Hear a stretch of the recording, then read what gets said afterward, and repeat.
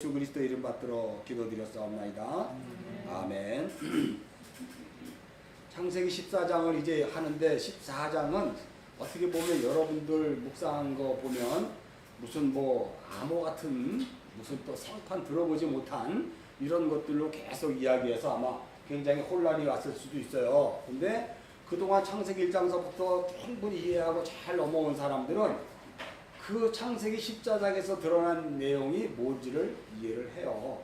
자, 여러분 보면 여러분들이 창세기를 이렇게 쭉 여태까지 12장, 13장, 14장, 15장 이렇게 오는 가운데 14장은 전혀 생뚱한 이야기가 기록되어 있어요. 그런데 이 14장이 생뚱한 이야기가 아니라 사실은 어디와 맞물려 있냐면 13장 18절에 이어서 연결되는 내용입니다. 18절 창세기 13장 18절 읽겠습니다. 시작. 이에 아브라함이 장막을 옮겨 헤브론에 있는 마므레 숲불에 이르러 거주하며 거기에서 여호와를 위하여 제단을 쌓았더라 그래요.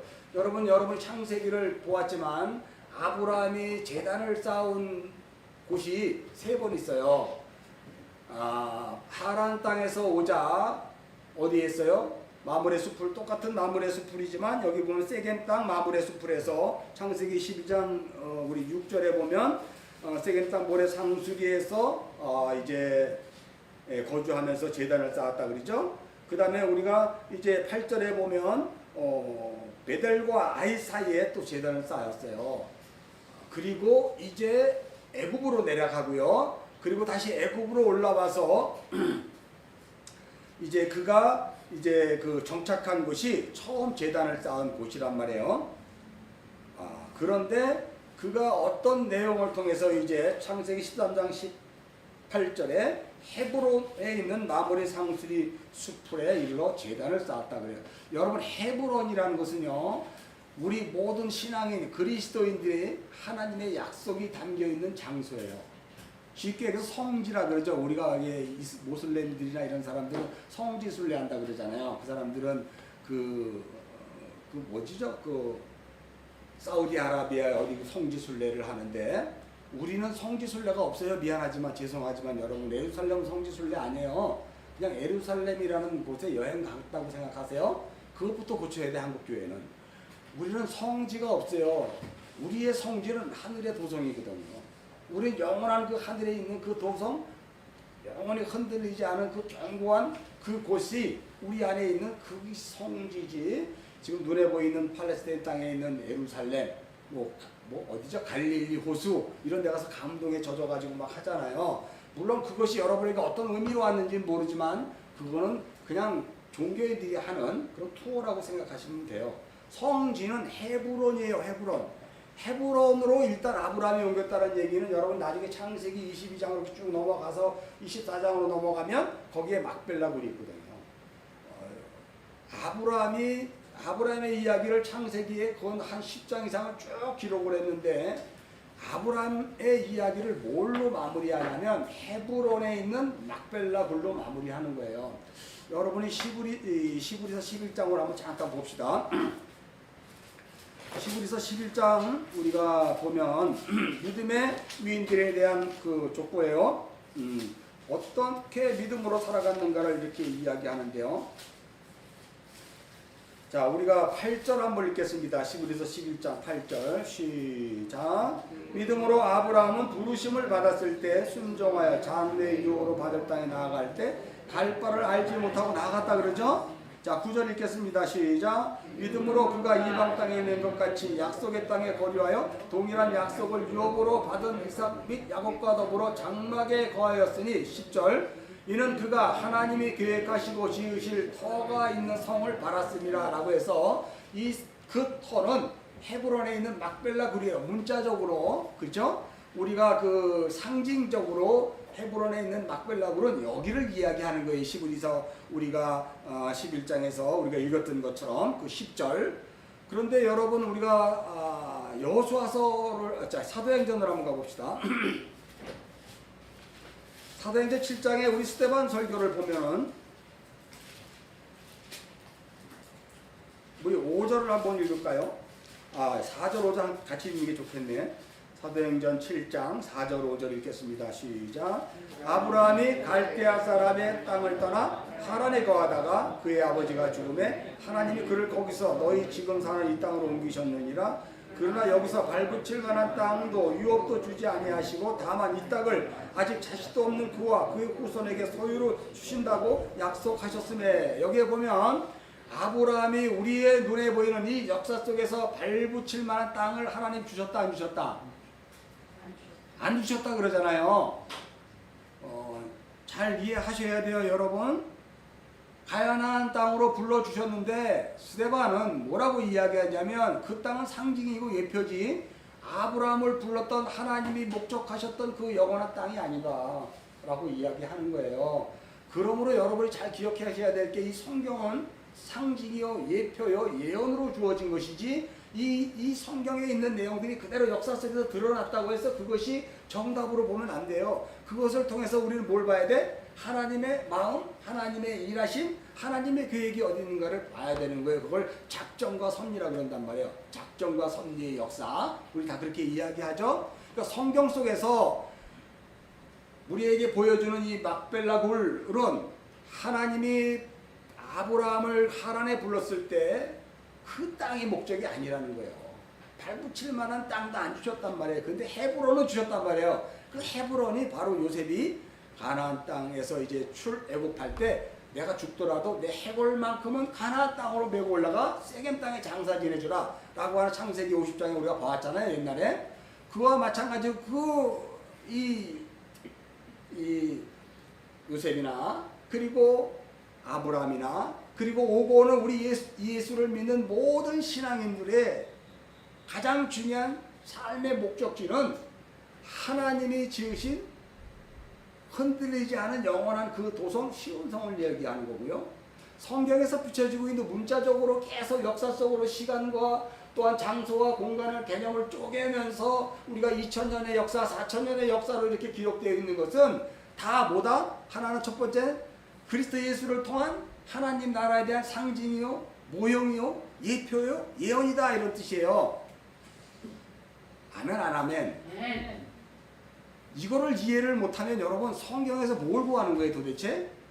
나의 육을 채워줄 것들만 구하는 거잖아요. 여러분이 왜 그리스도인이 되었으며 왜 성경을 하나님이 주셨냐는 거예요. 그걸 이해를 못하고 자꾸 여러분은 여기에서 뭘 찾아요? 눈에 보이는 첫째 하늘의 것들만 찾잖아. 이건 눈에 보이는 첫째 하늘 것이 모형과 예표와 그리고 그러한 예언으로 주어진 것이지만 실상은 이거는 눈에 보이는 그 첫째 하늘의 것들이 아니란 말이에요. 우리가 생각하고 이해하는 개념으로 이 단어 하나하나는 눈에 보이고 우리가 언어로 소통하는 것들이지만 실상은 이거는 보이지 않는 둘째 하늘의 것들로 우리들에게 알게 할 수 있게끔 우리들의 언어로 주신 거예요.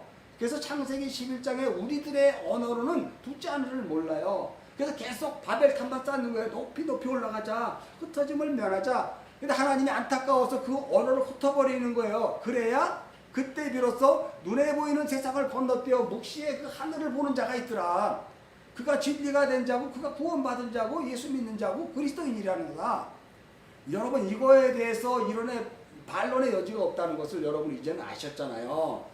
그러나 여태까지 여러분들이 믿어왔고 여러분들이 신앙생활에 했던 그 모든 신앙의 툴은 눈에 보이는 세상의 것들이고 이 성경은 눈에 보이는 세상에서의 나를 살찌우고 나를 복되게 하고 나에게 어떤 그러한 그 삶의 질을 높여주는 것으로 자꾸 그리고 세상 종교, 불교와 신두교와 이런 교와 우리는 다른 걸 자꾸 가지고 가는 것은 그렇게 미련한 게 없어요. 그렇다고 우상숭배라 그러고 그걸 바알을 섬겼다 그러지 하나님을 섬겼다 그러지 않아요. 그런 것들에서 우리가 정확히 이해를 하시고 넘어가셔야 창세기가 올바른 이해가 되는 거예요.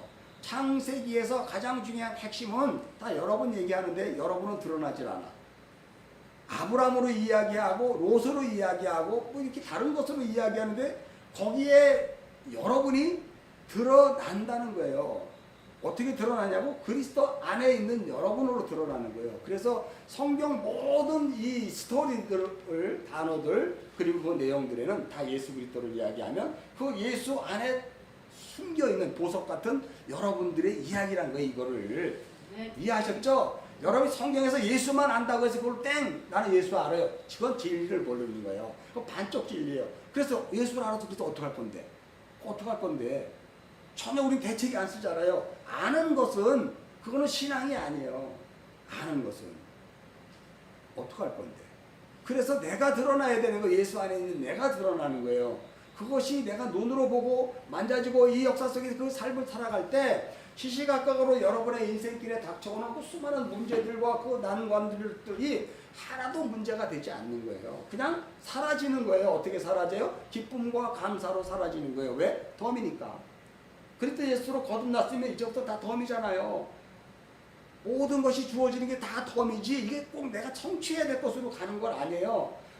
여태까지 기독교는 눈에 보이는 것이었기 때문에 성취하는 것으로 말미암아 하나님께 드려지는 제사라고 생각했는데 그렇지 않다니까요. 우린 이미 얻은 자예요. 우린 이미 아브라함을 잘 보시란 말이에요. 아브라함은 발붙일 만한 유업도 주지 않았어요. 그러나 그가 가난하게 살았는데 그렇지 않거든요. 그는 정말 거부로 살았어요. 그러나 그가 남긴 거는 막벨라굴 하나밖에 없다니까요. 그것이 하나님이 아브라함을 갈대하고 그래서 불러낼 때 목적한 것을 아브라함은 알았던 거예요. 그 나머지는 다 소용이 없는 거예요. 그냥 사라지는 거고 그냥 사용되어지는 거고 그냥 해피하게 하나님을 기뻐하며 누리는 거예요. 코이노이아와 에코라는 단어가 있어요. 우리가 하나님과 교제와 그리고 누림이다 그래요. 우리가 예수를 믿게 된 것은. 그 예수를 믿는 그 누림이 있느냐 없느냐를 잘 생각해 보시라는 거예요. 그래서 우리의 가장 중요한 목적은 그리스도인다워지는 거예요. 여기에서 그 삶을 살아내는 게 어떻게 해요? 덤으로 사는 자의 삶을 어떻게 사는지 한번 보여줘야죠. 그렇잖아요. 그것들을 이해를 못하고 세상과의 투쟁과 경쟁을 통해서 그리고 코로나와 홍수와 이런 걸 통해서 우리는 뭘 봐야 되는 거예요? 우리는 하나님 지금도 이 땅은 영원하지 않구나. 내 인생도 끝나면 사라져 가는 것 같지만 영원하지 않구나. 여러분 잠깐만 마태복음 24장을 한번 갔다 봅시다. 여러분들이 가장 오해하는 것 중에 하나예요. 마태복음 24장.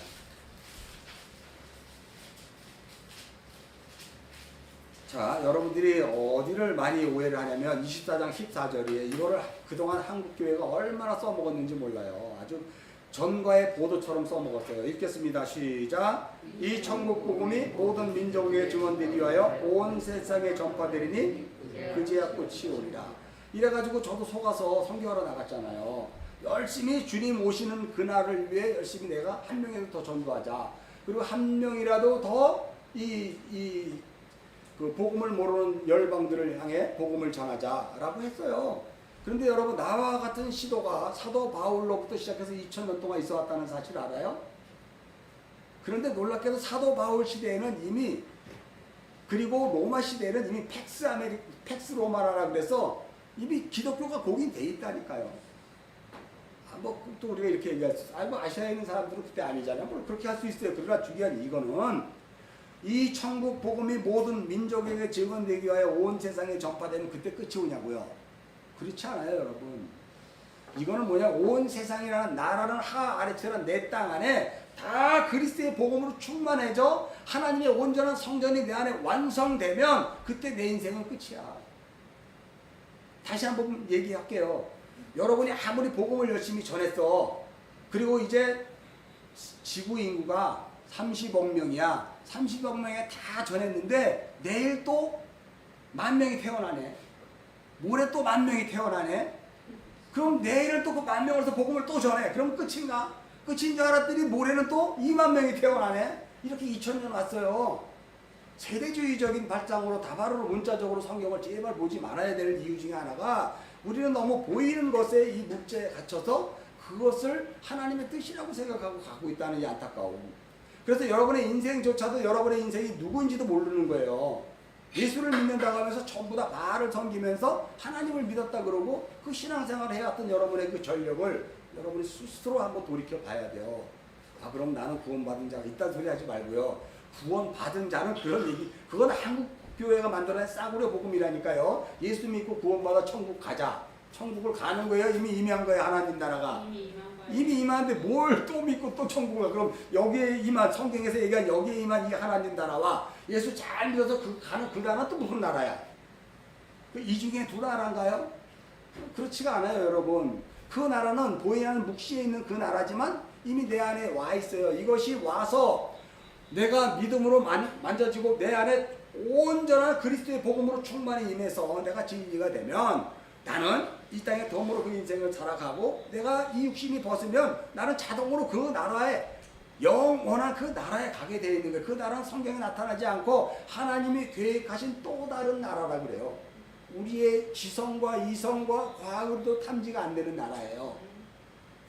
명왕성, 해왕성 정도가 아니라니까요. 탐지가 안 되는 나라라니까요.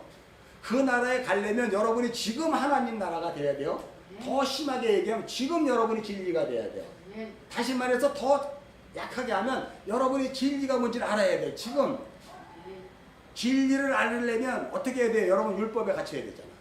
율법에 갇히면 갈라디아 3장에 보면 여러분이 율법에 갇히다 보면 그때 비로소 여러분이 나는 도대체 누구인가? 복음은 뭔가? 왜 예수를 믿어야 되는가? 이런 것들이 어떤 그 세밀한 음성을 듣게 되면 그때 비로소 믿음이 들어오기 시작해요. 그래서 믿음인 예수 그리스도가 내 안에 오셔서 이야기를 해주죠. 그때 비로소 그 삶이 어떤 삶인가를 이야기해 준단 말이에요. 그렇게 하고 이제 우리는 그 완성된 성전, 내 안에 완성된 성전을 고대하며 오늘 하루하루를 살아가는 거예요. 그 하루하루의 삶이 내 안에 모퉁이 돌 대신 그 그리스도 예수, 진리의 그 돌, 에벤이라는 돌 위에 내가 지금 집이 지어져 가는 거예요.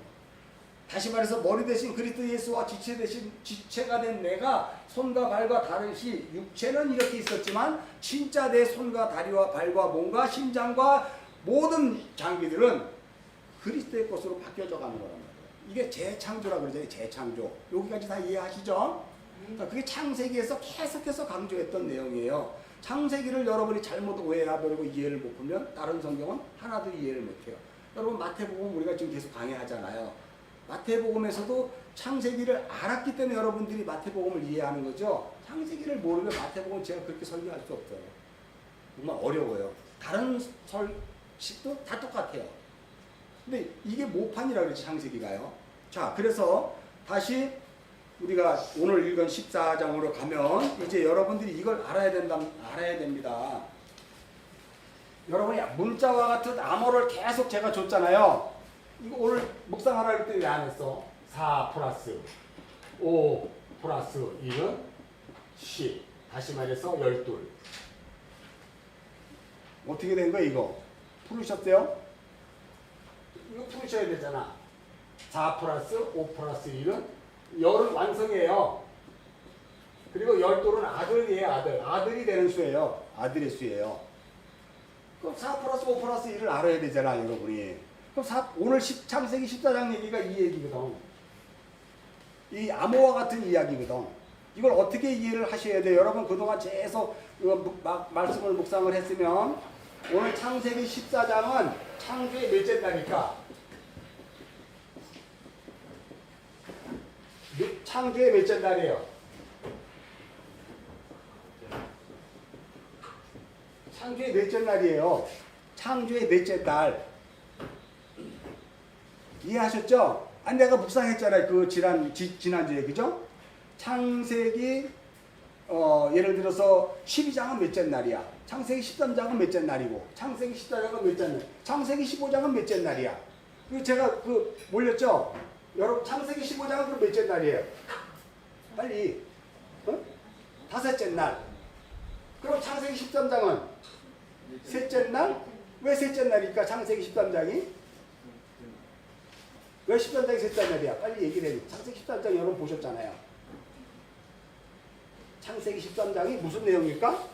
창세기 13장 셋째 날이라는 것은 뭐예요? 갈라지는 거잖아요.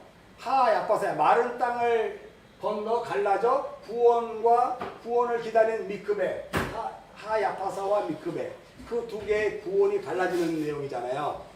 창세기 13장이 무슨 내용이지? 저기 박영수 형제 창세기 13장이 무슨 내용이야 크게? 아브라함과 갈라지는. 그렇지 간단하잖아. 창세기 13장은 아브라함과 롯이 갈라지는 거예요.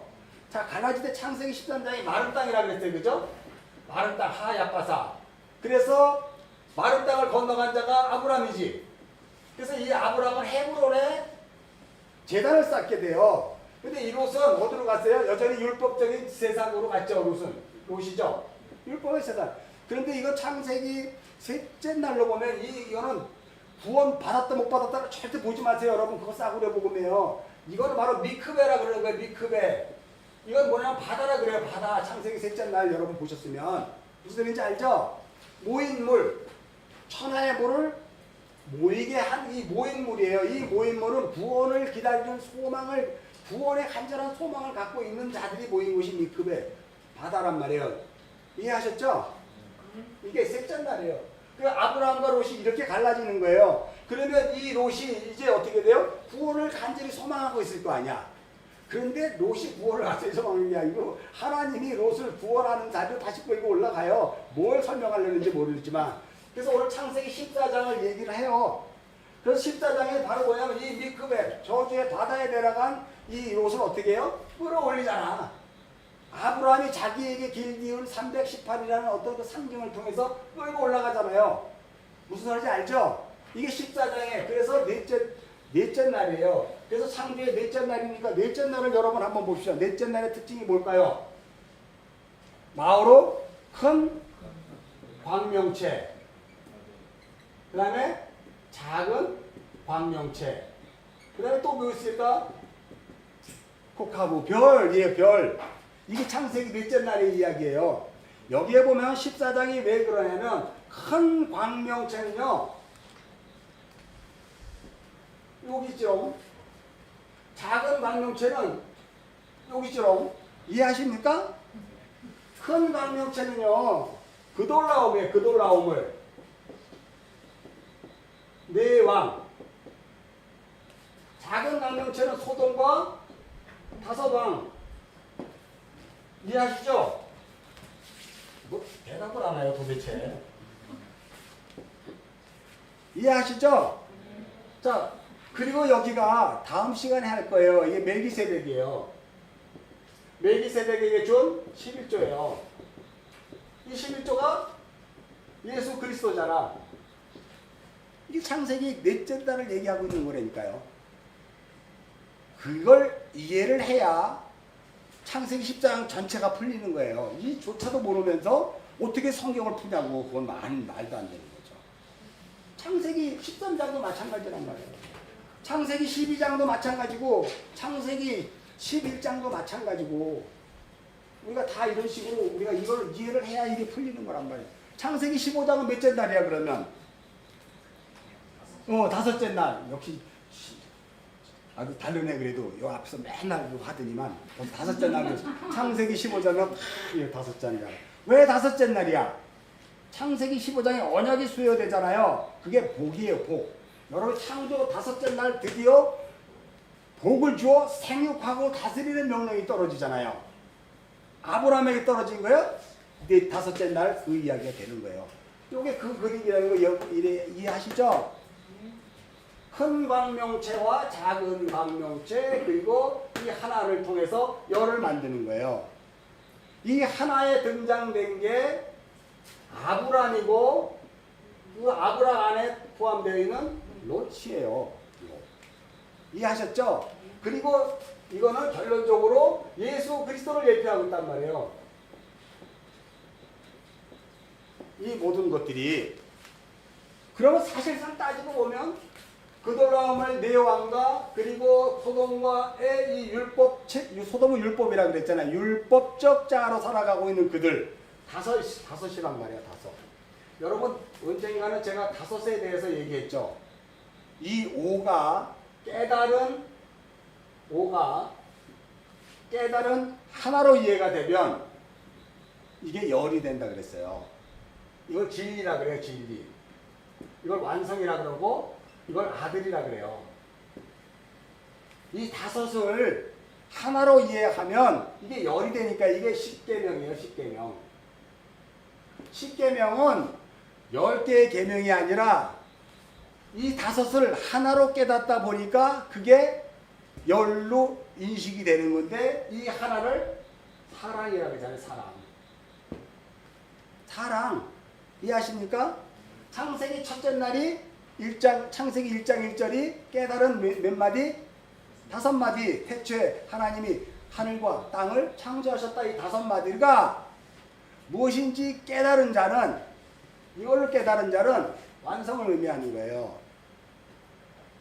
창세기 1장 1절을 이게 뭔지 여전히 깨닫지 못하고 하나님이 우리가 알고 있는 것처럼 진화론에 대비한 창조론만 가지고 따지는 자는 이걸 모르는 거예요. 진리를 모르는 거예요. 이들은 영원히 율법이에요. 영원한 다섯으로 남는 거예요. 이들에게는 영원한 안식이 주어지지 않아요. 왜냐하면 이게 안식에서거든. 안식으로 넘어가는 자리거든. 열이 완전수가. 그래서 다섯은 이 하나를 깨달음으로 말미암아 열로 완성하는 거예요. 그러니까 여러분 이 다섯은 지금 소돔과 고모라 왕에 대해 다섯은 작은 광명체라니까 하나님이 넷째 날에 작은 광명체를 만들었잖아. 그죠? 그리고 큰 광명체도 만들었잖아요. 큰 광명체를 뭘 주관하라 그래? 낮을 주관하고 작은 광명체를 뭘 주관하라 그래? 밤을 주관하잖아요. 밤은 여러분 우리의 인생이 밤이잖아요. 어둠이잖아요. 혼돈과 공허와 흑암은 어둠이잖아 우리 인생이. 낮은 뭐예요? 낮은 그 빛이 비춰주자 반사체잖아. 이게 반사체. 빛이 비춰주는 반사체잖아 낮은. 그쵸? 그러니까 뭔가 그 하나님의 생명의 복음이 비춰주는 곳이 낮이네요. 그죠? 근데 여러분이 창세기 14장 1절에 읽으면 첫 단어가 뭐예요? 읽겠습니다. 시작. 크게. 당시의 신하랑 거기까지만. 당시의 신하랑 그렇게 했어요. 당시라는 거 와예히라는 단어를 썼다 그랬어요. 와예히라는 것은 하야라는 단어를 사용하는 거예요.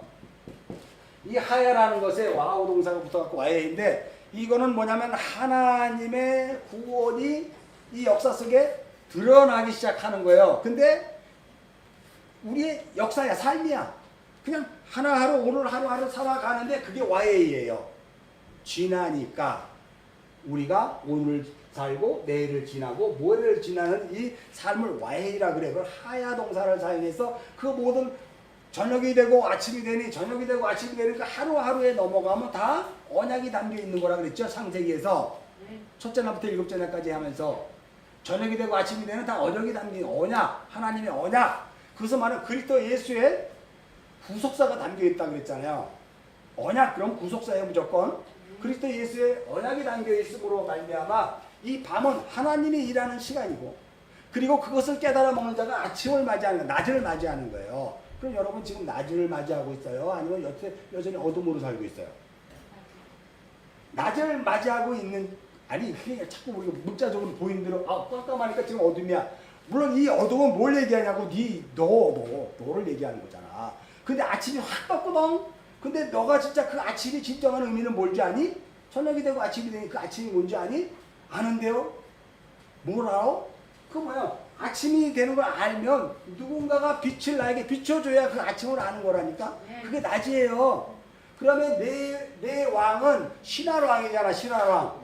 신할 왕은 우리가 묵상했으니까 어디에 연결되는 거예요? 창세기 11장으로 연결시켰다 그랬잖아. 그죠? 창세기 11장에 바벨 사건이잖아. 바벨 정신, 바벨 사건. 이건 뭐예요? 이거는 우리 언어를 하고 우리 말을 하고 우리끼리 흩어짐을 면하자라는 어떤 인본주의 왕국을 얘기하는 거지. 우리의 세상 더 심오하게 얘기하면 보이는 첫째 하늘만 갖고 얘기하는 거예요. 복음을 몰랐던 여러분. 그러면서 여전히 교회를 30년씩 다녔던 여러분의 그때의 삶의 상태를 어둠이라고 그러고요. 밤이라 그러고 그걸 바벨 정신으로 살아가는 사람들이라 그래요. 왜냐하면 바벨 탑은 보이는 게 탑을 쌓는 거잖아. 보이는 것에 거룩한 척하고 남들보다는 뭔가 하나님에서 열심히 일하는 척하는 걸로 가잖아. 다 이게. 생명의 복음은 전혀 모른 채. 그러니 성경을 알 수가 없는 거죠. 이게 창세기 11장을 여기다 끌었었다니까 지금. 그달로움의 네 왕에. 그래서 시작이 신할 왕이잖아. 신할 왕은 창세기 11장에 신할 평지에 세운 바벨탑을 얘기했잖아요. 그 바벨탑 정신을 여기다 끌고 들어오는 거예요. 그런데 이 네 왕의 주축이 되는 왕은 그돌라오멜이야. 그돌라오멜.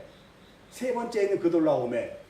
아예 그돌라오멜을 해버렸으면 이건 또 다른 얘기가 될 수 있는데 신할 왕을 앞에 딱 들어놓고 이 창세기 14장은 이 얘기를 내가 얘기할 거야. 14장의 성격은 바벨탑 사건으로 연결되어져 있는 14장이야. 라는 걸 얘기하고 우리의 모든 삶의 정황들이 다 이 14장 바벨탑 정신으로 살아가고 있는 이 세상이야. 인본주의로 살아가는 이 세상이야. 그런데 내가 이 세상에 속해 있는 나, 성경에서 영적으로 보면 나를 세상이라고 이야기하고 나를 땅이라고 이야기해요. 히브리어에서는 나를 타아레츠 땅이라고 얘기하고 헬라어에서는 나를 세상, 코스모스, 호가 아니지 그냥 코스모스라 그래요. 나를. 진짜죠? 이해해요? 헬라어는 나를 뭐라고 얘기한다고? 호가 아니야. 호코스모스는 하나 예수 그리스도로 말미암아 성전된 자의 땅을 호코스모스라 그러고 아직 우리는 그냥 코스모스야. 세상. 그냥 땅이 하아레츠. 그냥 완전 그 땅인데 이제 거기에 진리가 완성되면 이제 정말로 그 땅도 여러분 하아레츠가 베아레츠가 그리고 샤네가 이렇게 자꾸 바뀌잖아요. 성경에서 이제 다 이해하시죠? 마찬가지로 그래서 신할평지라는 이 14장의 얘기를 내가 무슨 이야기를 할 건지를 딱 1절 딱 보니까 신하왕이 딱 나와. 그럼 신하왕으로 계속 여기 기록을 해야 되는데 신하왕과 왕의 4왕과 소돔의 5왕이 싸우니 뭐 이렇게 나가야 되는데 그 다음 수업들은 그돌라오멜로 나가는 거예요. 여러분 다 이해하셨죠? 그러면 여기서 또 그돌라오멜을 그러면 도대체 무엇으로 상징되는 장가를 알아야 돼.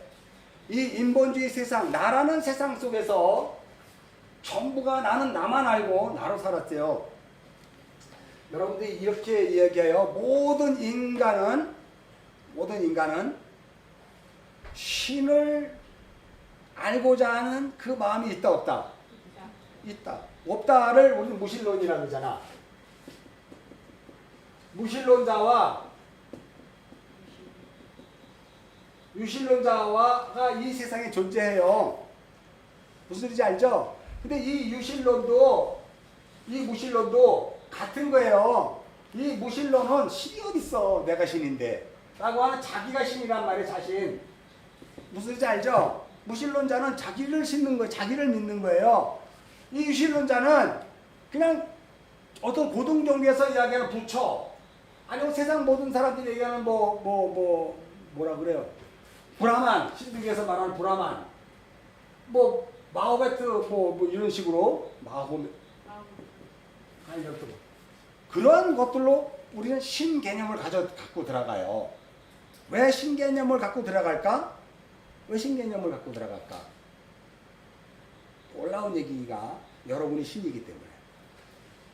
근데 여러분은 신이잖아요. 여러분이 신이라니까. 근데 여러분은 불완전한 신인 걸 여러분 스스로 알아. 근데 이 자들은 돈 좀 있고 명예 좀 있고 뭔가 있으면 그걸로 신을 삼아서 두려워하지 않아. 이 자들은 늘 두려워. 태풍 불고 코로나19 뜨면 그 방법이 없는 거야. 그래서 초월적인 존재가 있을 것이다 라고 하는 것을 찾아 나서요. 그러니까 이것과 이것에 전혀 관계없는 자들이 하나님을 믿는 자들이에요. 하나님을 믿는 자들. 여러분 잘 이해를 하셔야 끌고 들어오지 마세요. 그동안 인본주의나 세상적인 학문에서 자꾸 끌고 들어오는 것을 자꾸 교회에서 써먹다 보니까 여러분이 그런가 보다 오해를 하고 착각을 하는데 이것도 아니고 이것도 아니라니까요. 하나님은 스스로 계신 자라니까요. 우리가 명명해서 유신론으로 명명해서 그때 있는 하나님이 아니라니까. 이해하시죠? 나는 출애굽기 3장 14절에 나는 뭐다? 스스로 있는 자다. 여호와 아시아르 여호와. 나는 스스로 있는 자다. 그 하나님은 출애굽기 6장에서 뭐라 그래요? 나는 엘샤다이다. 나는 나를 위해 전쟁하는 하나님이다. 이렇게 얘기하잖아요. 엘샤다이. 근데 6장 8절로 넘어와서 나는 너희를 애굽 땅에서 구원해 그 하나님이다. 여호와 엘로힘. 이름이 자꾸 밝혀지잖아요. 이해하십니까? 그래서 이것과 이것도 관계없어요. 자꾸 인류 끌고 들어오지 마세요. 세상 학문은 우리를 인류 끌고 들어가요. 복음과 관계없기 때문에. 그래서 여러분이 눈에 보이는 것에 열심을 내는 거예요. 그리고 눈에 보이는 어떤 그런 존재가 있을 것이라고 생각하고 여러분 한편 앞에 있는 하나님을 자꾸 찾잖아. 주여 하고 외치잖아. 그러면 여러분 에덴 동쪽이 뭐예요? 동쪽이 뭐예요? 동쪽의 히브리어 우리 했잖아. 미케넴. 뭐예요 그게? 하나님의 반대편이잖아. 그럼 뭐 주여 하고 있으면 내가 지금 어디에 있는 거야? 하나님의 반대편에 있잖아. 그럼 내가 에덴의 동쪽에 있는지 아냐? 내가 가인의 후예잖아. 근데 여러분이 입술로 예수 믿는다고 하니까 계속 주여 외치면서 아니라 그러잖아. 자기는 이봐요. 이 신을 여러분은 바알로 믿은 거예요. 바알. 이게 구약 내내 하나님을 바알로 믿은 거예요. 이거 주인이라 그래요. 바알을 다른 말로 주인. 주인은 뭐냐면 나의 주인이야. 왜? 내가 원래 주인이고 나는 난데 세상 살아가는 걸 보니까 이거 만만치 않아. 그래서 초월자를 찾다 보니까 진짜 나 위에 하나님 맨날 그러잖아요. 나 이외에 다른 신을 섬기지 말라. 그건 내가 나 위에 내가 다른 신을 용납 못하는 거예요. 나 위에 다른 신 주인 삼는 거. 근데 우리가 연약하기 때문에 나 위에 다른 신을 자꾸 찾는다니까요. 그걸 바알이라 그래요. 바알. 아스다롯. 나중에 보면 사사기나 이런 데 보면 아스다롯. 그게 다 여신, 남신, 뭐 태양신 다 이게 우리 안에 있는 신 개념 속에서 나온 나 외에 내가 주인 삼는 거예요. 다. 그걸 우상이라 그러잖아요. 그죠?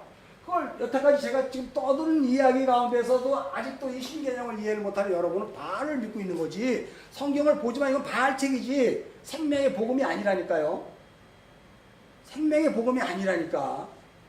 이거 바알책이에요. 바알책.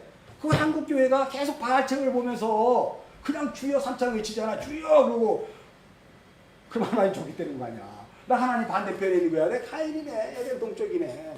언제 에덴 서쪽으로 갈 거야?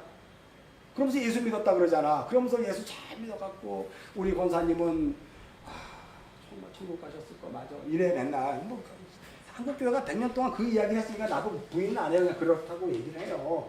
그러라고 그 이야기는 어디서 나오냐면 우리 권사님 살아온 인생을 보니까 그분은 하나님 나라를 맛보면서 살았었던 분인 걸 내가 확신하기 때문에 그분은 확실히 그 영원한 아버지의 나라 간 게 맞아.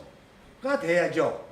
근데 그 권사님이 살아온 그 삶을 보니까 를 여러분이 이해할 수 있을까?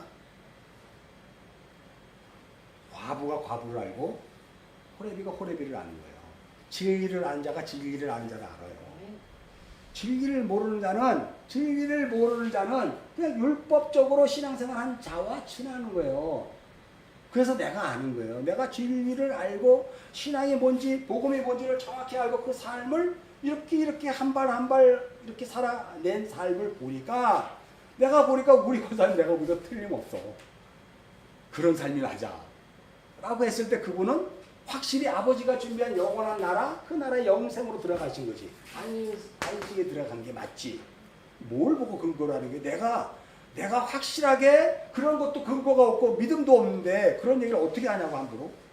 다 이 바알을 믿으면서 그런 식으로 얘기하는 거예요. 이게 우리의 가장 큰 아킬레스고요. 이게 바로 여러분이 이야기하는 우리가 얘기하는 이제 그돌라오멜과 네 왕을 지금 얘기하면 제가 길어진 거예요. 이걸 다른 말로 얘기하면 고린도후서 4장에 뭐라 그래요? 고린도후서 4장을 한번 가볼까? 아이가 본줄 또 빨리 까고 가야 될 것서 시간이 또 길어질 것 같아요. 제가 말이 빨라지잖아요. 할 얘기가 너무 많다는 얘기야 이게 지금. 고린도후서 4장 4절 읽겠습니다. 자, 찾았으면 읽겠습니다. 시작. 주의 이 세상에 믿지 아니하는 자들 마음을 혼미하게 하여 그리스도의 영광의 복음의 박제가 그치지 못하게 하느니 그리스도는 하나님의 형상이니라. 자, 우리 3절 읽겠습니다. 시작. 만일 우리의 복음이 가려졌으면 망하는 자들에게 가려진 것이라. 복음이 가리워졌으면 망하는 자에게 가려진 거고요. 복음이 우리에게 밝히 드러나면 우리는 망하는 자가 아니지. 우리 선택받은 자죠. 그러잖아요. 근데 우리가 왜 이 복음을 모를까? 세상의 신이 있어요. 세상에 여기 있는 존재하는 그 세상의 신이 아니라 나라는 세상에 나를 신 삼은 또 다른 내가 있다니까. 이걸 어떻게 여러분들이 이해해요? 진짜 아멘 가요? 나 진짜 내 이름 갖고 내가 여태까지 살아왔던 평생을 살았던 내가 나 맞아요? 나 맞냐고. 나 맞냐고. 그게 부인이 돼야 된다니까. 그건 나 아니라고 부인이 돼야 돼요. 그걸 부인이 될 수 있으면 자기를 신으로 알고 있는 자기가 자기 신개념이 깨져버린 거거든. 그때 비로소 하나님과 그리스도와 연합이 되었을 때 나 신개념이 깨져버린다니까요. 그래서 내가 여태까지 나를 주관하며 나를 살아왔던 이 나는 나가 아니었구나. 다시 우리가 엄마 뱃속에서 들어가서 창세전에 그리스도 예수 안에 있었을 때 진짜 나를 우리가 발견하고 찾아야 되는 걸 하나님의 형상대로 하나님의 모양대로 우리가 사람을 짓자. 그래서 자칼 네케바 남자인 여자로 오신 그리스도 예수로 말미암아 새 생명을 담아 이 역사 속에서 이런 모습으로 태어났지만 육을 갖고 있지만 육의 양식을 먹으면서 그 영원한 하나님의 아들이 되는 거잖아요. 우리가 충분히 이해하죠. 여기까지는 하도 떠들었기 때문에. 자, 그래서 세상신이라는 것은 여러분 자꾸 성경 속에서 에베소서 2장으로 한번 가볼까? 더 정확하게.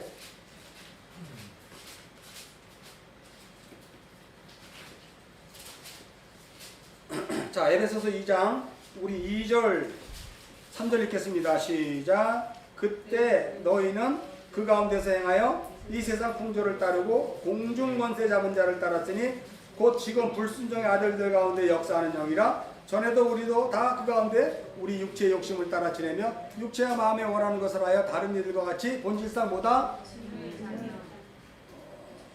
확실히 복음을 알기 전과 복음을 알고 난 후의 문제점은 바로 뭐냐면 내가 본질상 진노의 자녀였구나 를 알죠? 그래서 여러분 우리 그 뒤로 넘어가면 5장 에베소서 5장 8절 읽겠습니다. 시작. 너희가 전에는 이제는 자 됐죠? 너희가 전에는 어둠이었단 말이야. 근데 이제 빛이 비춰줌으로 말미암아 빛의 자녀가 되는 거죠. 그래서 우리가 빛이 있으라 하시는 그 빛이 나에게 비춰짐으로 말미암아 우리가 좀 낮을 맞이하게 되는 거죠. 여기에서. 그래서 여러분 사도 바울이 그 에베소서의 마지막으로 결국 이렇게 이야기하는 거예요. 어둠과 빛을 구분하면서 뭐라고 얘기하냐면 6장 12절 읽겠습니다. 시작. 우리의 씨름은 혈과 육을 상대하는 것이 아니요 통치자들과 권세들과 이 어둠의 주관자들과 하늘에 있는 악한 영들을. 여러분 이 모든 것들은 여러분 밖에서 떠나 있는 그런 것들이 아니라 여러분 안에 존재하는 여러분이라는 세상 안에 있는 자들이에요. 이해하십니까? 이들을 4 플러스 5라 그래요. 4 플러스 5. 응? 4 플러스 5. 그돌라오메가 소돔이에요. 문자적으로 보면 얘네들이 4명의 왕이 5왕을 쳐가지고 죽였잖아. 그렇잖아요. 그래서 누구를 끌고 가? 롯을 끌고 가잖아. 이 하나인 롯을 끌고 가잖아. 이 롯을. 그 아브람 롯이라 했잖아. 롯을 끌고 가는 거예요. 네 명의 왕이 5을 심판해 죽였다니까. 5은 뭐예요? 5은 율법이잖아요. 죽고 그가 이걸 하나로 이해해서 열로 깨달으면 이 자들이 구원을 받아요. 그리고 이것을 이해를 못하면 이 자들은 영원히 미크베예요. 그냥 바다로 존재하고 있는 거예요. 이 자들은. 근데 이 하나를 어떻게 깨닫냐면 하나인 롯이 일로 들어가잖아요. 넷이 이 5이 죽은 거를 그 결과물을 열매를 하나로 보는데 그걸 롯이라 그러잖아. 창세기 14장에서 롯을 끌고 갔다는 얘기는 소돔과 고모라의 5왕을 심판하고 롯을 끌고 갔다는 것은 그들이 롯이다 이런 뜻이에요. 이해하십니까? 그래서 거기에서 깨달은 자가 롯을 취하게 되고 깨닫지 못하는 자는 영원히 그냥 미크베가 되는 거예요. 자, 그래서 여기 보면 죽이고 한 명을 끌고 갔는데 이 네 왕이 한 명을 끌고 갔더니 이 넷이 나중에 뭐가 돼? 5이 되잖아. 네 왕이 롯을 끌고 가니까 몇 명이 돼? 닭이 이제 5이 되잖아요. 롯은 여기에 대표라니까. 이걸 통째로 끌고 들어가는 거라니까. 그죠? 이미 죽은 자예요. 롯은. 예전에는 롯은 어디에 있었는데 소돔과 고모라에서 살고 있었잖아요. 율법적 자아로 육의 세상에서 그것을 만족을 누리며 보이는 세상에서 바벨탑을 쌓으며 살았잖아요. 롯이. 그런데 이 롯의 구원을 위해 우리의 영혼 안에 우리의 영혼 구원을 위해 우리의 육에 있는 이 땅을 하나님 지금 점령하고 있다니까. 그래서 여러분이 민수기는 모세오경 잘 나왔다. 이게 모세오경이에요. 쉽게 얘기해서 보면 모세오경을 하나로 보면 예수 그리스도의 얘기고 여러분 얘기란 말이에요. 그걸 깨달아 먹는 자가 열이 되는 거예요. 그걸 깨달지 못한 자는 영원히 그냥 내시로 남는 거예요. 넷으로 세상신으로 사는 거예요. 여러분이 세상신으로 넷으로. 그래서 이 넷이 세상신이 롯 이 다섯이 롯으로 되니까 다섯이 돼버리잖아요. 그래 여기에서 아브라함 히브리 사람이라고 했잖아. 묵상 다 봤죠? 히브리 사람 어떤 사람이 도망쳐와서 히브리 사람 아브라함에게 이르되 할 때 히브리 사람이 왜 들어가냐? 히브리 사람은 이미 히브리는 무슨 뜻? 시작. 건너간 자잖아. 바벨 사건에서 어떻게 했어요? 믿음 건너간 자잖아. 그러므로 이는 비록 아브라 율법의 아비지만 이는 이미 생명의 복음을 갖고 있는데 잠시 동안 우리에게 복음을 설명하기 위해서 아브라함으로 있는 거예요. 이는 이해하셨죠? 그래서 히브리 사람 아브라함이야. 여기가 갈대아 우르 사람 아브라함이 아니라 히브리 사람이라는 건 이미 건너간 자예요. 여러분이 이미 복음을 건너간 자잖아. 율법의 그 삶에서 건너갔잖아. 그래서 건너간 자 아브라함에게 이야기를 하자 이 다섯을 쫓아가 아브라함이. 그래서 여기에서 하나를 취해갖고 오네. 하나를 취해갖고 그게 누구예요? 롯이잖아. 그러니까 이 친구들도 4명의 왕도 5의 왕도 결국은 롯에 의해서 하나로 완성이 되는 거예요. 무슨 일인지 알죠? 그걸 나중에 우리가 이제 복잡해 십계명 할 때 그걸 사랑이라고 해요. 사랑의 주체가 되는 거예요. 그게 그 하나는 예수 그리스도를 얘기하는 거예요. 다. 그래서 롯을 데리고 오잖아.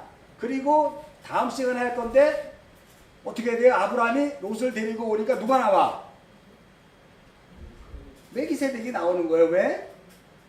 당연히 그 롯을 취해야 되니까. 롯이 뭐예요? 열에 다섯이 돼서 하나잖아. 이걸 뭐라 그래? 여러분 문자적으로 시작. 10분의 1이잖아. 10분의 1. 뭘 이게 나 혼자 떠들어. 좀 아멘 좀 해. 그 10분의 1을 받으러 멜기세덱이 나오는 거예요. 그건 누가 받아야 돼? 그 소도망이 받을 게 아니고 여러분이 받을 게 아니고 멜기세덱 영원한 대제사장인 그분이 받는 거예요. 그 예수 그리스도를 하나를 도대체 이해하는 거 너무 감탄해서 그러는 거야? 아니면 성경에 이 비밀이 있었어 이걸 그래서 그런 거야? 뭐야? 감탄해서 그래? 목사님 감탄한 거야? 아니면 왜 가만히 있는 거야? 그래서 11조예요, 여러분.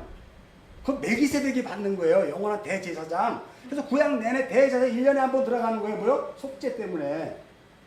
우리 받으면 죽어요, 우리는 다. 이해하시죠? 여기까지가. 이게 그 스토리란 말이에요. 4 플러스 5 플러스 1은 뭘. 그게 이 이야기인데. 그래도 318이라고 했더니, 그 모경재 성도가 모여있다가 318을 자기 나름대로 열심히 써서 했더라고. 참 귀엽더라고요. 318명을 데리고 갔어. 히브리어는 318로 그리지 않고 8 플러스 10 플러스 그 다음에 뭐야? 18이죠. 그 다음에 3 플러스 100이야. 이렇게 풀어야 돼요. 그래야 이게 무슨 뜻인지 알아. 318이. 이해하시죠? 318 목상에 다 했으니까 여러분 다 알죠? 318에 대해서. 근데 내가 써줬잖아 이거. 근데 이게 내가 써준 게 정답이지만 여러분도 생각해서 쓰란 말이에요. 다를 수도 있지만 여러분 것도 맞는 거예요. 그래서 써보라고 얘기하는 거라니까. 어떻게 써봐? 내가 보여줬잖아요. 그거 히브리 자음이 22자. 그리고 창세기 첫째 날서부터 일곱째 날까지 그것도 다 해줬잖아. 그랬으면 여러분이 다 이걸 풀을 줄 알아야 돼. 보지 마세요. 프린트물 해놨어 내가. 혹시 모르는 사람. 강승구 줬어? 줬고. 검사님 있죠? 여기다 다 적으니까 왜 자기 성경책을 안 갖고 다니면서 교회 걸 쓰려고 그래. 성경책에다가요. 나는 한 곳씩 끝날 때마다 이거 다 낙서를 해가지고 이게 무슨 소리인지 몰라갖고 창세기 3장 할 때 거는 노란 게 다 지워져도 하나도 글씨가 없어. 하도 여기다 써놔가지고. 성경책 뒀다가 뭐 하려고? 갑으로 물려주려고? 이렇게 해가지고 갑으로 물려주면 돼요. 난 이거 지금 벌써 8권째예요. 8권째. 아니 그렇게 쓰지 왜 거기다가 이걸 모셔다 두려고 그래 왜? 아니 그리고 노트에다 왜 적어? 보지도 않을 거. 성경책에다 쓰라니까요. 아예 찢어지려 하니더라도 그냥 성경책에다가. 요거는 스트롱 코드 성경에 내가 보는 거 스트롱 코드 성경. 히브리어 헬라어에 스트롱 코드가 있는데 이 성경책 위에 스트롱 코드가 다 있어요. 그래서 그 코드를 외우면 그게 무슨 뜻인지 다 알 수가 있어요. 여러분들은 이제 몰라도 되고 가르쳐 준 거가 잘 하더라도 요런 거 요런 성경이 있었구나를 아시란 말이에요. 또 방에서 더 산다 이제 바나나한테. 사 괜찮아. 사면 좋아. 좀 공부하고 싶은 사람 스트롱 코드 성경 사요. 거기에 보면 부록으로 이 단어에 대한 뭐랄까 낱말 뜻이 적혀 있어. 알지만은 원래 이만한 모노 사전을 봐야 되는데 있어요. 어차피 여러분들도 그걸 해야 되니까 스스로 해야 되니까. 자, 이 내용을 여러분 충분히 이해하셨죠 이제? 그래서 신할 왕이고 그리고 그돌라멜이라고 얘기했을 때 이들은 세상 신이며 인본주의며 세상이에요. 그러니까 나라는 이 세상 안에 나를 주장하는 내가 있다니까. 그게 율법주의로 사는 소돔과 다소도 왕이에요. 여러분이 지금 여러분이라고 주장하는 그 여러분은 다섯 왕이라니까요. 아멘 좀 해. 네. 이해하셨죠? 이 여러분은 무한대예요. 세상이라니까 이게. 세상. 이거 엄청난 우주예요. 여기에 여러분이라고 주장하는 그들은 소돔 왕과의 5명이라니까. 근데 어느 날 3절 읽겠습니다. 14장 3절 시작.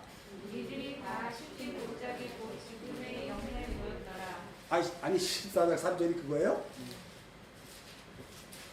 14장 그냥 맞네.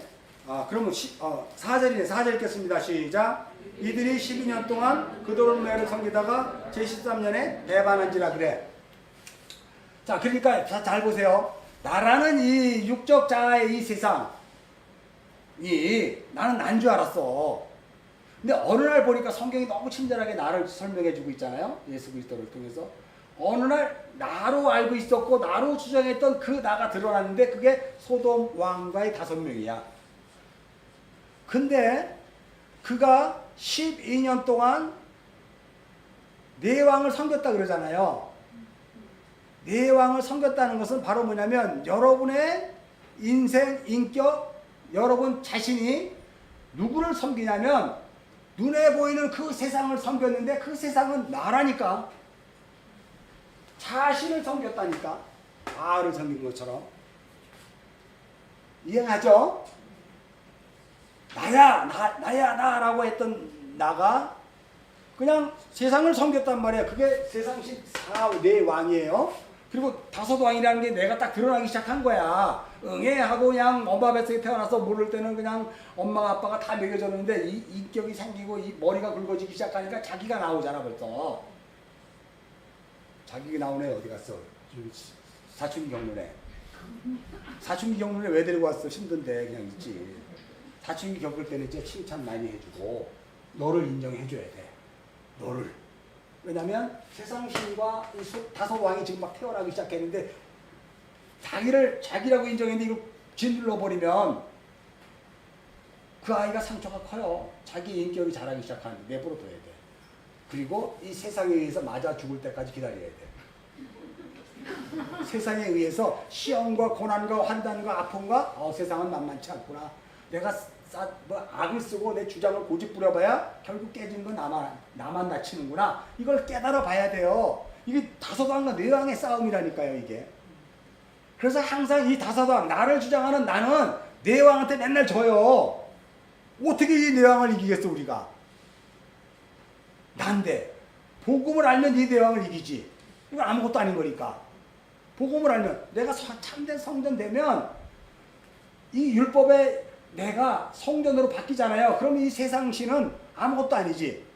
이거는 뭐야? 거품이라 그러고 안개와 같고 그런 거라고 인정하잖아요. 이건 아무것도 아닌 거라고 알잖아요. 그거 마찬가지로. 그래서 12년을 섬겼다는 것은 바로 뭐냐? 그때 비로소 나의 나됨이 왠지 모르게 전혀 다른 것에 내가 어떻게 쉽게 얘기해서 이제 여러분이 예수를 만났다 그런가? 아니면 신 개념으로서의 나 위에 어떤 또 다른 신에 대한 어떤 그런 것을 깨닫게 된 거예요. 그 신 개념을 깨닫게 된 거 비로소 여러분 안에 여러분이 나는 나로 살아서는 안 되겠다. 우리 집은 불교니까 절에 열심히 가서 섬기는 게 그래도 나는 삶이 좀 낫겠다. 우리 집은 교회니까 절대 주일 빼먹지 말고 열심히 교회 가는 게 나의 삶에서 유익하겠다. 그렇게 했지 않았어요, 여러분? 이럴 때 아멘 크게 해. 시작. 그랬잖아요. 그게 12년이에요. 12년을 세상신을 섬긴 것에서의 드디어 깨달음이 있는 건데 바로 예수를 믿는 게 깨달음이 아니라 나라는 인격적 자아의 존재와 또 다른 나를 통해서의 그 부딪힘을 통해서 이게 뭐지? 하는 인격적인 어떤 다른 그 마음 땅이 바뀌어지기 시작하는 거예요. 그 12년이라 그래. 그래서 13년 차에 어떻게 됐다고요? 당연히 12년이 깨달아지면 이제 내가 아들이 되는 수라고 했단 말이에요. 율법의 아들, 진리의 아들이라고 얘기할 때 이걸 이제 나중에 할 건데요, 여러분. 12제자가 있고 12사도가 있어요. 12제자는 예수님이 십자가에 짊어지기 전에 부름받은 자들이지 부활을 경험하지 않았죠. 십자가를 경험하지 않았죠. 12제자 율법의 아들이에요. 그래서 사탄아 물러가라. 베드로가 그렇게 훌륭한 고백을 했지만 사탄아 물러가라 그러잖아, 하나님이. 율법의 아들이기 때문에 그래. 그런데 주님의 십자가에 죽으시고 부활하자, 그리고 오순절날 성령이 오자 그 12제자가 뭘로 바뀌어? 시작. 역시 다르네. 사도로 바뀌잖아. 뭘로 바뀌어? 12사도. 그래서 사도행전 1장이 사도를 뽑는 거예요. 총 12를 뽑는 거예요. 그리고 성령이 오는 거예요. 왜? 그 12이 사도기 때문에. 비워진 11로 있는 상태에서 성령이 오지 않아요. 사도행전 2장에. 무슨 얘기인지 알죠? 그래서 불이 나게 사도 베드로가 벌떡 일어나더니 우리가 사도 하나 뽑아야 되겠다 하고 나서 기도하니까 성령이 오잖아. 그래서 그들이 제자가 아니고 뭐가 된다? 사도가 되는 거예요, 여러분. 여러분 제자 훈련 엄청 했잖아. 그럼 무슨 훈련이야? 시작. 율법의 훈련이에요. 그래서 지식으로 가잖아. 하나도 안 바뀌잖아. 제자 훈련 엄청 해도. 성경 공부 엄청 해도 하나도 안 바뀌잖아. 제자니까. 제자가 되려면 제자가 되려면 거기에 대해서 여러분 한 번도 반론 안 했잖아. 맞아, 우린 제자가 돼야 돼. 그렇다면 여러분은 왜 제자가 돼야 된다 그랬을까? 나는 제자 축에도 못 들어가는 존재니까. 아직 5명의 왕으로 나는 살고 있는데 예수를 믿었다는 거지. 무슨 일인지 알죠? 나는 성경에 이렇게 심한 얘기 들고 있는지를 나 깜짝 놀랐어요. 내가 무슨 뭐 정신분석학자도 아니고 내가 인류학자도 아닌데 성경을 보다 보니까 이런 얘기가 막 나오니까 내가 감당을 못해. 내가 뭘 양봉 치는 사람이 무슨 이런 얘기를 했겠어요. 근데 성경을 보다 보니까 이렇게 유식자가 되게 되네. 희한하게. 이상하잖아요. 이런 것도 문자 것도 다 풀어내고. 이야, 기가 막혀요.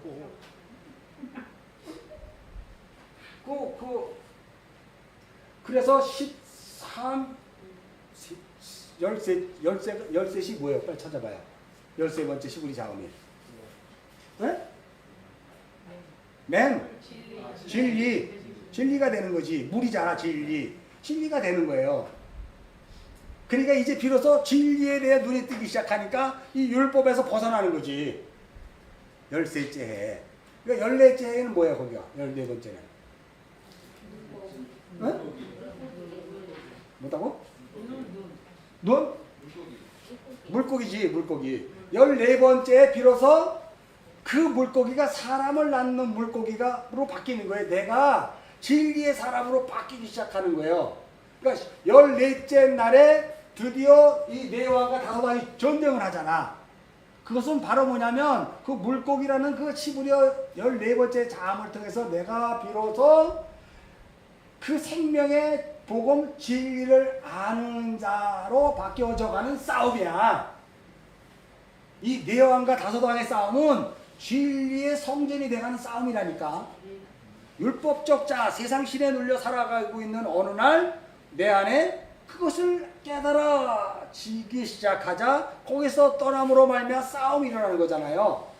근데 놀랍게도 여러분 이 네 왕은 세상이잖아. 나라는 또 다른 세상이고 이 5왕은 나를 주장했던 나잖아.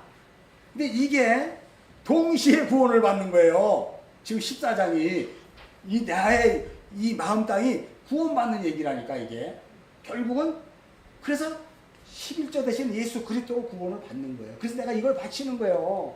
내 안에 있는 그리스도 예수 하나님께 올려드리는 거잖아요. 그걸 봉헌하다 그랬 뜻이거든. 나중에 이제 계속 할 거지만. 자, 그래서 여러분 이제 우리가 그 내용을 이해를 했죠. 그러면 3절에 보면 이런 말이 있어요. 이들이 다 시띵 골짜기고 지금의 염해에 모였더라 그랬잖아요. 여기 모였더라는 이 단어는 하바르라는 단어야. 네 왕과 다섯 왕이 전쟁을 위해서 왔는데 모였더라는 단어 썼다니까. 하바르. 이건 뭐냐면 연합하다 이런 뜻이야. 치고받고 전쟁에서 죽이러 온 건데 여기에 단어는 하바르라는 단어를 사용해서 이 둘이 이제 뭐한다? 연합될 것이다 라는 뜻으로 성경이 기록되어 있다는 언어에는. 이해하시죠? 그래서 이게 다섯이 아홉 이렇게 해서 죽고 그렇게 되는 거예요. 여러분 이해하시죠? 자, 그러면 시딤 골짜기는 여러분 묵상했죠? 시딤이라는 뜻은 뭐예요? 시딤 찾아봤어요? 시딤이라는 뜻은 사다드라는 단어에서 온 단어라고 했잖아. 밭, 뜰 이런 뜻이라며. 4대. 시딤 골짜기라는 것은 여러분 이게 우리가 하아레츠라고 했어요. 내가 아레츠. 그리고 아브라함이 본토 친척 아비집일 때 메아레츠. 근데 여기가 시딤 골짜기야. 시딤 골짜기. 시딤이라는 것은 뜰, 그죠? 그리고 밭 이런 뜻이야. 이게 4대라는 뜻이에요. 이거는 이제 뭐하는 땅이야? 이 땅은 바뀌어지는 거지 뭔가. 이 네 왕과 다섯 왕이 지금 시딤 골짜기에 모였는데 그 시딤 골짜기는 다른 말로 뭐라고 얘기해? 염해, 소금 바다다 그러잖아. 사해. 여기 보지 말고 성경책을 봐. 이들이 다 3절 시딤 골짜기 곧 지금의 뭐다? 염해. 그러니까 시딤 골짜기와 염해는 같은 뜻이에요. 하나로 묶어지는 거예요. 시딤 골짜기 앤 염해예요. 이거 같이 읽어줘야 돼요. 그래서 시딤이라는 것은 밭 4대를 이야기하고요. 골짜기라는 것은 깊은 골짜기를 얘기하는 거잖아. 내가 묵상할 때 시딤 골짜기는요, 씨가 뿌려지는 땅이에요. 시딤 골짜기는 씨가 뿌려지는 땅인데 마태복음 13장에 보면 길가밭이 있고 돌짝밭이 있고 가시떨기밭이 있고 좋은 밭이 있어. 그 밭이 다 달라요. 이 시딤 골짜기에 씨가 뿌려지자 좋은 밭에서만 싹이 나. 나머지 밭에서는 싹이 안 나. 그거 염두에 두셔야 돼요. 자, 이 좋은 밭은 그럼 무슨 밭일까? 좋은 밭은 어떤 것일까? 신앙생활 잘하는 밭? 하나님을 위해서 내 삶은 다 팽개쳐놓고 충성봉사해서 선교사 가고 다 때려치고 신학하는 거? 그거 좋은 밭일까? 아니잖아요. 좋은 밭이 무엇인지 내가 설명해 드릴게요. 시딤 골짜기라는 이 골짜기를 여러분이 여호수아서 7장 25절에 뭘로 알고 있었어? 무슨 골짜기? 시작! 아골 골짜기잖아. 아골 골짜기. 다시 찾아야 돼. 이거 시간 관계상. 시딤 골짜기는 씨가 뿌려지는 밭이에요. 그 씨가 뿌려지면 내가 거기서 죽지요. 그리고 내가 아닌 다른 것이 살아나오잖아. 어? 내가 죽고 똑같은 내가 살아나는 게 아니라 내가 죽고 다른 그 주님의 씨, 제라, 그리스도로 말미암아 그 줄기가 나와서 포도나무까지가 되어 열매를 맺잖아. 그러니까 이 시딤 골짜기는 내가 사는 곳이야, 내가 죽어야 되는 곳이야. 그렇지, 죽어야 되자. 그래서 거기에 아간이 여러분이에요. 아간이 여러분이라니까. 그 아간이 뭘 훔쳤는데? 시작, 뭐로 나가? 시작, 신할 땅에 외투. 신할 땅이라는 것은 신할 평지 얘기했죠. 창세기 11장 바벨 우리 땅 흩어짐을 면하자. 외투라는 것은 겉옷이야, 율법이야. 속옷은 진리의 옷이고. 무슨 얘기인지 알아요? 그래서 이 신할 외투를 훔친 거야. 그게 자기 생명인 줄 알고 여전히 율법 아래 있으니까. 여러분이라니까요. 눈에 보이는 대로 살아가는 거. 거기서 여전히 하나님을 팔아먹는 거. 그걸 뭘 훔쳤어? 금 훔쳤잖아. 금태기. 그거 하나님 팔아먹는 거예요. 훔쳤잖아. 금은 드러내야지 숨기면 안 돼요. 드러내야 되는 거잖아. 그런 것들로 말미암아 아간이 어떻게 돼요? 그 아골 골짜기에서 죽잖아. 그게 시띵 골짜기예요. 죽어야 그게 싹이 나오는 거예요. 그게 좋은 밭이에요. 이해하셔요? 이제 복음을 아니까 여러분들이 이제 이해가 충분히 갈 거야. 이 마태복음 13장의 좋은 밭은 무슨 밭으로 알았어 그동안? 무슨 밭으로 알았어? 옥토밭이 그게 어떤 밭으로 알았어?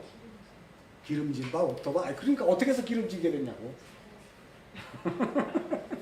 내가 줄 거야. 거기에 생명 그리스도로의 씨가 뿌려져 드디어 자라게 되는 그 밭이 좋은 밭이에요. 나머지 길가, 가시덤불, 돌짝밭에서는 그게 다 율법의 행위들이거든. 무슨 말인지 알죠? 거기에서는 씨가 다 자라날 수가 없어. 내 씨만 나오지. 내 행위만 나오는 거예요. 안 나온다니까. 이해하셨죠? 나골 골짜기야. 씨띵 골짜기. 그리고 그 씨띵 골짜기는 바로 뭐냐면 염해라 그러네. 염해. 염해라는 것은 사해죠. 사해. 레위기 2장에 내가 한번 보라 그랬죠? 레위기 2장으로 한번 가볼까? 시간 관계상 이제 빨리빨리 갑시다. 레위기 2장 13절.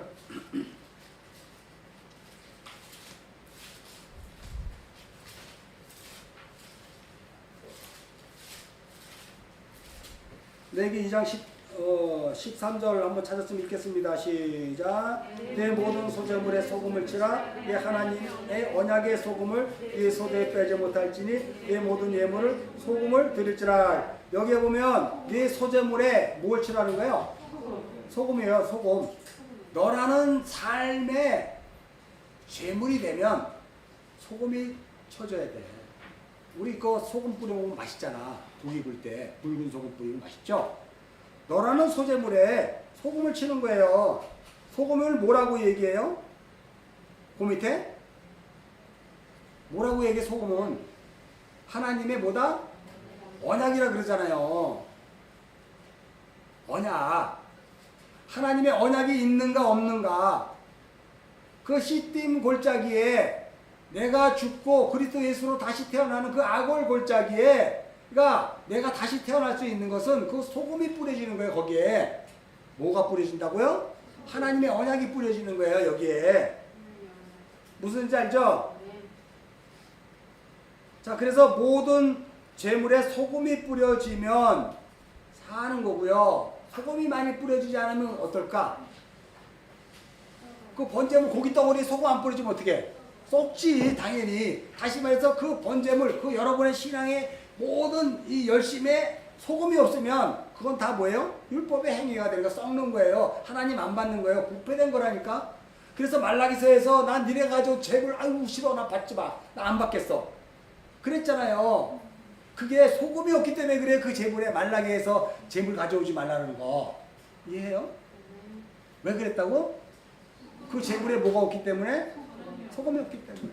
소금은 뭐다? 그렇지. 하나님의 언약 인침이 없기 때문에 그런 거예요. 성경이 이렇게 다 꿰지죠 지금. 그래서 소금을 드리래. 자, 이거를 우리가 민수기 18장 19절로 한번 가봅시다.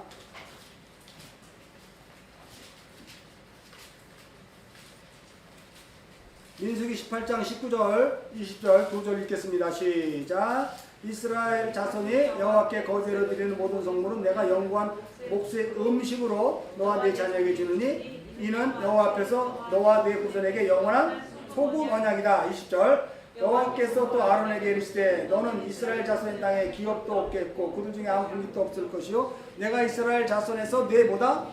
분깃 기업이 되리라 라고 이야기해요.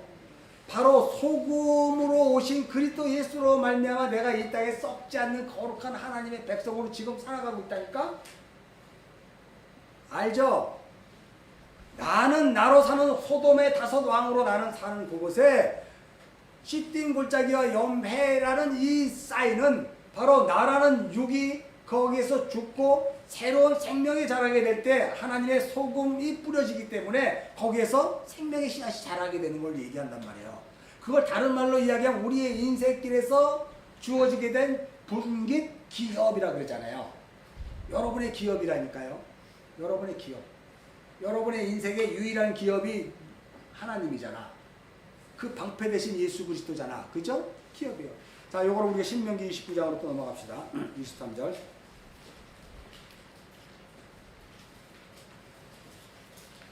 신명기 29장.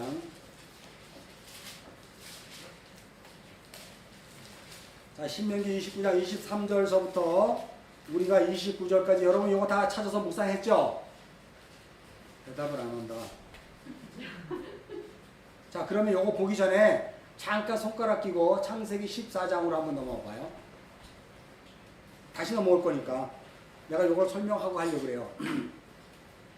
창세기 14장의 구조를 여러분 한번 분석해 보면은요, 어떻게 구조가 분석이 되냐면 5절 한번 읽겠습니다. 시작. 제14년에 그돌라오면과 그와 함께한 왕들이 나왔어요. 그죠? 나왔으면 바로 소돔과 고모라 왕과 싸우고 붙어야 되잖아. 그죠? 근데 소돔과 고모라 왕이 어디에 나와? 몇 절에? 8절에 나오잖아. 그죠? 그러면 그돌라오면 5절에 그와 함께 한 왕들 4명의 왕들이 나와서 아스드롯 기르다임과, 그죠? 그 다음에 소도 8절 앞에 있는 아모리 족속을 친지라. 이게 바로 뭐냐면 샌드위치 구조로 있는 삽입이에요. 삽입 무슨 말인지 알죠? 이해해죠? 그러니까 12년 동안 4명의 왕과 소돔과 고모라 왕이 바로 붙어야 되는데 그 사이에 삽입이 들어가 있다니까. 샌드위치 구조로. 이 삽입에 이 족속이 몇 족속인지 여러분 쉬어봤어요? 혹시 쉬어본 사람? 하나도 안 쉬어봤어. 이러니까 내가 답답한 거야. 악만 쓰는 거야. 저기 박윤수 형제 쉬어봤어? 안 쉬어봤어? 안 쉬어봤어. 저거 봐. 목사도 안 쉬어봐지. 그러니까 어떡하라는 거야 도대체. 몇 족속이에요? 시작. 빨리 찾아봐. 몇 족속? 그 삽입이에요. 뭘 설명하려고 그러는 거야? 빨리 손가락으로 해서 찾아. 자, 크게 몇 족속 찾으신 분? 6족속. 누가 얘기한 거야? 강승구, 야, 이제 세졌다. 확실히 달라지네. 여러분, 가나안의 6족속 이해해요? 이 6족속은 뭐 할 족속이야? 진멸당해야 될 족속이에요. 이 6족속을 다른 말로 이야기하면 소돔과 고모라의 5왕이 6족속으로 설명하고 있는 거예요. 이해하셨죠? 이해가요? 이해하신 게 아니라 이 6족속이 삽입이 되었다는 것은 바로 뭐냐면 이 4왕이 이제 싸움을 붙을 건데 뭐와 싸움을 붙냐면 이 6족속과 싸움이 붙는 거예요. 이걸 진멸하러 가는 거예요. 그럼 여기에서만 보더라도 벌써 이 4왕 그돌라멜과 4왕과 소돔왕이 붙기 전에 6왕이 있음으로 말미암아 이 그돌라멜 4왕이 먼저 샌드위치 구조로 이 가운데 있는 6족속을 먼저 진멸시켜 버리잖아. 그죠? 진멸시켜 버리잖아요. 그것은 바로 소돔과 고모라 왕을 그렇게 진멸당할 것이라는 것을 압축적으로 2번 설명해서 확실하게 보여주는 거예요. 아멘, 아멘. 이렇게 이런 식으로. 그죠? 그게 6족속이에요. 이걸 뭐 다 뜻으로 풀이할 건 없이 크게 가자고요, 여러분. 충분히 이해하죠? 그래서 성경 구조도 여러분이 잘 이해를 하셔야 돼요, 보면. 그래서 제가 자꾸 성경 구조를 여러분들에게 풀어주는 거예요. 어떻든 한번 찾아보세요. 왜 갑자기 이렇게 나가면 이렇게 해서 소돔과 고모라가 붙어야 되는데 왜 갑자기 얘네들이 껴있지? 하면 그걸 잘 생각해 보란 말이에요. 이게 뭔가 도대체. 어렵게 보지 말고 간단하게 보란 말이에요. 그죠? 그 속성들을 이야기해 주고 있는 거니까. 충분히 이해하죠? 그래서 그것들이 바로 뭐냐면, 그래서 바로 아모리 족속을 친지라 라고 이야기하고, 그쪽에 보면 이제 이 소돔과 고모라 왕이 바로 나오는데요. 또 한번 여러분이 이제 우리가 또 구조를 분석해 보면 14장 2절 보면은요, 그 5왕 세메벨과 벨라왕 소아랑과 싸운이라는 이 싸우다는 단어가 있죠. 싸울이라는 단어와 그리고 8절에 소돔왕과 고모라왕과 아담왕과 스보임왕과 벨라왕과 소아랑이 나와서 시든 골짜기에서 그들과 전쟁을 하기 위해 진을 쳤다. 전쟁을 하는 이게 다 싸우다는 라함이라는 단어예요. 이해하시죠? 그러니까 14장 1절은 그냥 서론격에서 시나왕 4왕을 이야기하고 소돔 왕을 이야기하면서 싸울 것이다 라고 이야기하면서 이 전쟁이 어떤 전쟁인지를 이야기해 주는데요. 라함이라는 전쟁은 자기 백성을 위해서 싸우시는 여호와의 전쟁이란 뜻이에요. 자기 백성을 위해서 싸우시는 여호와의 전쟁이야. 그러면 여러분 보세요.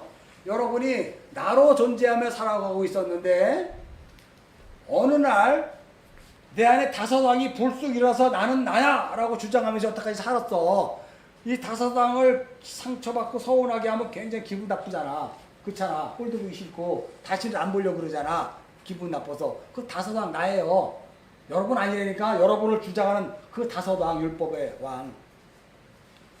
얘네들이 이제 여기 보면 싸운다는 것은 이 세상식이라는 또 다른 나를 주장하는 나. 여러분 이제 로마서 6장, 7장 다 묵상했죠? 내 안에 육을 섬기는 그 내가 있고 영을 섬기는 내가 있더라. 그잖아. 그거 했잖아. 7장에서. 뭐 굳이 찾아보지 않아도 여러분 다 이해하니까. 여기에 그 싸움은 나는 그냥 살았어. 그런데 신 개념이 내 안에 불뚝 일어나서 세상 사는 거 보니까 이건 너무 나는 아무것도 아니야. 여러분 가끔 보면 조심하세요. 이런 사람도 있어요. 예수 믿다 보면 나는 아무것도 아니야. 하나님이 하셔야지. 나는 껍데기야. 이런 사람도 있어요. 나는 벌레야. 이런 거 여러분 볼 때 와 신앙 진짜 좋다 그러잖아요. 조심하셔야 돼요. 그 사람이 어떤 의미에서 그렇게 얘기했는지를. 그 고백이 자신의 그돌라오멜에 붙어서 깨진 여전히 다섯으로 남아있는 자기를 보고 그렇게 생각했나? 예? 아니면 그러므로 말미암아 그 하나가 채워져서 열을 깨닫는 그리스도 예수로 되어지는 그 인생을 보니까 나는 예수로 살아가야지 나로 살아가서 도저히 안 되네를 아는 장가를 분석을 하셔야 돼요. 여러분 스스로 제가 다른 사람 얘기했는데 여러분 얘기한 거예요. 실상 여러분 스스로도 그것이 구별이 안 일어나면 안 돼요. 그런데 이 싸우다는 라함이라는 단어는 나는 나의 육적 자아로 예수를 믿는다고 했고 어떤 자는 예수를 안 믿는 자로 그렇게 살아갔는데 어느 날 이 싸움이 내 안에서 일어나기 시작하는 거네. 이 싸움은 어떻게 일어나냐면 보여주는 내 왕이라는 세상에 의해서 싸움이 들어가는 거예요. 세상이 나를 건드리지 않으면 난 편안하다니까. 나는 소돔 땅에서 왕 노릇하고 살아요. 그렇잖아. 세상이 건드리니까 내가 그냥 확 드러나는 거야. 뭘로 드러났어? 뭐 죄 이런 걸로 얘기하자면 여기 14장식으로 얘기하면 뭘로 드러났어? 다섯 왕, 소돔과 고모라의 다섯 왕으로 내가 드러났잖아요. 그 내 왕, 세상이 나를 건드리니까 내 왕이 나를 건드리지 않으면 나는 소돔과 고모라에 살면서 나로 주장하고 그 삶이 오 해피네 이러면서 사는 나였어. 근데 어느 날 세상이 나를 건드리네. 그때 그 세상이 건드리는 그거를 내가 한 번도 경험해 보지 않은 것들이야. 그때 나는 이 다섯이 경험해 보지 않은 거예요. 여러분이 경험한 게 아니고 내 안에 나를 주장하는 그 다섯이 경험해 보지 않은 게 탁 치고 들어올 때 내가 반응이 아니라 이 다섯이 반응하는 거니까 그거를 여호와의 전쟁이라 그래요. 이 세상에 꼭 예수 믿어야 구원받는다 이런 공식 갖지 마시고 그렇게 인생을 살아갔는데 어느 날 그 세상에 의해서 내가 이건 아니지 않는가라는 어떤 불쑥 뭔가 이 깨달음이 있어. 이걸 여호와의 전쟁이라 그래요. 하나님은 여러분이 모태신앙이라고 해서 끌고 와가지고 너 모태신앙이니까 너는 무조건 믿은 거야. 믿었다 치고 넌 이렇게 하지 않아요. 세상 다 패대기 쳐놓고 거기에서 여호와의 전쟁을 시작하신다니까. 그 전쟁이 어떻게 시작되냐면 나로 주장하고 있는 나에게 건드리는 거야 나를. 그러니까 나라는 이 다섯 왕이 불끈하면서 거기에 부딪히면서 싸워. 이기면 어떻게 돼? 나는 여전히 신이야. 꼭 나는 꼭 실패한다니까. 세상에 되는 게 뭐가 있어? 아무것도 없잖아. 그걸 여호와의 전쟁이라 그래요. 그렇게 해서 내가 서서히 나를 보게 되고 서서히 하나님 말씀 보지도 않아. 내가 얘기했잖아. 나 예수 처음 믿을 때 나는 좀 특별했어요. 산상수훈 보고 깨져갖고 갔으니까. 대부분 사람들이 성경 보고 다 눈물 흘리는 이유 중에 하나는 나의 이 억울함과 나의 이 서운함과 나의 이 안타까움을 하나님이라는 분이 위로해 주기 때문에 눈물 흘리고 그래서 예수 믿고 이게 좋은 거고 교회만 가고 싶었던 거야. 그게 뭐냐면 나 안에 있는 다섯 왕이 그 위로를 받은 거예요. 그것도 여호와의 전쟁이라니까. 세상에서 치른 그 여호와의 전쟁 여러분을 진단하시라니까요. 지금까지 여러분은 아직도 껍질도 깨지 않은 그 다섯 왕으로 존재한 상태에서의 하나님이라는 그분의 바알이라고 그랬잖아. 그것의 위로를 받았는가? 세상 신도 우리의 삶을 기름지게 해요. 왜? 그 세상 신은 나니까. 내가 그럼 나를 못되게 할까? 잘되게 하지 항상. 아, 나는 비웠어야 하면서도 항상 보면 다 내 위주로 가잖아. 요만큼 띄워주고 양보하는 척 해 보이고. 그래요 안 그래요? 벌써 사인하면 어떻게 이제 3분의 1밖에 안 했는 거야. 3분의 1 난 사인했어. 큰일 났네 이거. 아씨. 아이고. 3번 나눌 수가 없어요. 왜냐면 다음에도 이게 만만치 않거든. 다음 것도 작은데. 그리고 다음에 하자고요. 이렇게 되면 지금 곤란한데 어떤 분은 그 전쟁에 대해서 얘기했어요. 여호와의 전쟁이다. 그 전쟁이 여러분을 하나님이 그 전쟁으로 끌고 들어온 거예요. 코로나19 장마 수해를 당하고 다른 사람들한테 무한받고 이런 것들이 여호와의 전쟁이지. 뭐 하려고 하는 것? 여러분의 그 다섯을 깨려고 하는 것. 그래서 넷을 동원한 거예요. 넷이 누구야? 신할 땅에 사는 그 자들, 바벨탑 쌓는 그 자들을 동원한 거예요. 거기서 내가 맞아 죽어야 돼. 그게 아골골짜기, 시띵골짜기야. 그러자 거기에 소금이 쳐지는 거예요. 그러자 거기에 생명이 자라나게 되는 거예요. 그때 여러분이 비로소 이제 요거 끝나. 14장 끝나야 예수를 그때 하는 거예요. 그 전에 예수 몰라. 그 전에 예수 모른다니까요. 여러분이 알았던 예수는 다 이거예요. 율법에 있는 이거 14장이 끝나야 비로소 예수가 누군지 아는 거예요. 여러분의 육적자 안에 있는 거. 그래서 시띵골짜기 바알인데 하나님의 여호와의 전쟁이 여러분의 인생이 딱 오는 거예요. 예수 믿었기 때문에 여호와의 전쟁이 있어서 여러분이 시련과 환난과 공고한 삶을 사는 거예요? 아니에요. 예수 안 믿는 사람도 똑같은 삶 당한다니까. 근데 왜 여러분은 자꾸 예수 믿었기 때문에 그런 고난 당한다고 자꾸 그래? 쟤는 안 그런데 그러고 그런 얘기 하지 말라니까. 똑같다니까. 속지 마세요. 여러분 교회 그만큼 나와서 속았으면 이제 안 속아야지. 여러분 자신이. 성경이 이렇게 상세히 얘기해 주니까 나도 놀랬어. 이런 심오한 복음이 들어있는지를. 아 진짜 나는 이거 보고 춤을 추고 막 그랬어요. 저쪽 방에서 빤스만 입고. 난 이거 내가 아버지 학교니까 인본주의에 대한 상담이라는 거 잘하잖아. 상담에 대해서 제가 박사학위는 안 받았지만 1급 자격증까지 다 받았잖아요. 근데 그거는 가짜야. 가만히 보니까 가짜 껍데기.